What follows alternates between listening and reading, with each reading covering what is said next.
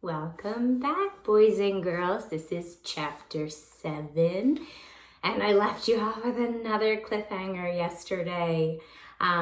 We had Cam, who had tried to trick our kind of bad guys, 2 men and a woman who were in this kind of abandoned house. She was stuck hiding behind the bookshelf and trying to get to that open window. Just as baby Howie is starting to wake up. So we're kind of left with what's gonna happen next. Remember, we only have 2 chapters left, so we're coming to the end. Chapter 7. The bottle, Cam thought. I should have taken it along. That would keep him quiet. Then Cam had an idea. She gently pushed the tip of her finger into Howie's mouth. The baby was quiet as he sucked on Cam's finger. Cam heard footsteps. One of the men was standing very close. You check the cellar, the man yelled. I'll look in here. Cellar is another word for basement. Cam heard the man move slowly around the room. Then it was quiet again. Cam wondered where the man had gone. Psst, psst. The sound came from behind. Cam was afraid to look. Psst, psst, over here, hurry. It didn't sound like one of the thieves. Cam turned.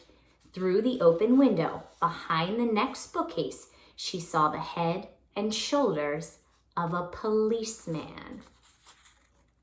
And this is Cam in her hiding spot back there with baby Howie, and you can see how she's using her finger kind of like a pacifier for anyone who has little brothers or sisters or cousins. Something for the baby to suck on. It often helps to soothe or comfort that baby. And that was, the police officer peeking his head through. He's the one saying, psst, psst. He was signaling for Cam to run over and climb out. Cam held Howie tightly. She ran past the open area, then squeezed into the small space behind the window and the bookcase. She handed Howie to the policeman. Then she climbed out and jumped to the ground. Eric ran up and took Howie in his arms. Howie looked at the policeman, then at Eric, then back at the policeman. Then he started to cry. Cam smiled. Phew! Boy, am I glad he didn't do that inside. Yes, I'm sure you are, the policeman said. Another policeman ran up to them. He was carrying a megaphone. A megaphone is kind of an electronic thing that makes your voice a lot louder so you can speak to a big crowd of people, or to cover a large space, I guess. How many of them are in there? 3, 2 men and a woman. That's what your friend told us. Cam and Eric went behind one of the police cars. I'm sure glad you're all right, Eric said. I got back here as fast as I could. The policeman held the megaphone to his mouth. This is the police. The house is surrounded. Come out with your hands up. Cam looked around. The house was surrounded.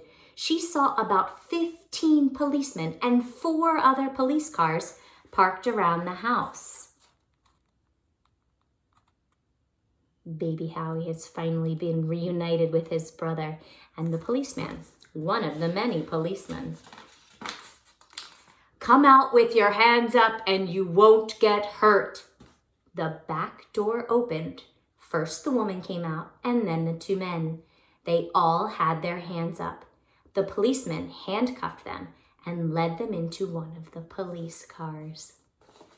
So we have a little bit of resolution is a term that teachers will often use, where we had a problem. We had some bad guys inside with Cam and baby Howie. And now those bad guys have been brought out and they're in handcuffs. So their hands are kind of tied together, bound together, so that they can't get away. So when you have a problem and then you have a solution to that problem, we have talked about that in story time or read aloud, whatever your teacher calls that. So a problem and a solution. So we are coming to the end of our story. We have Cam and Eric who have helped to catch the bad guys, and Now we're going to have to wait and see what is the conclusion of our story. Until tomorrow, our last day together. See you then. Bye.